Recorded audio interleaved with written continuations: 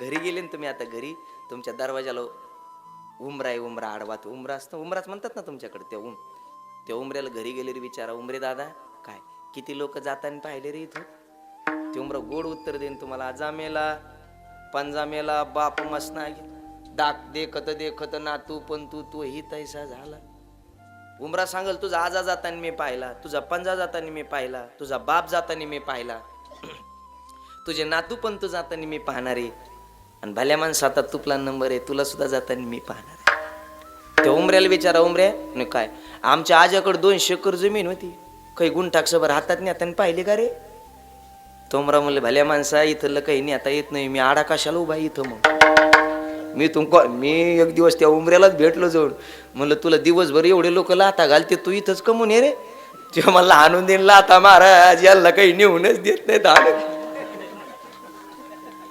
कठीण.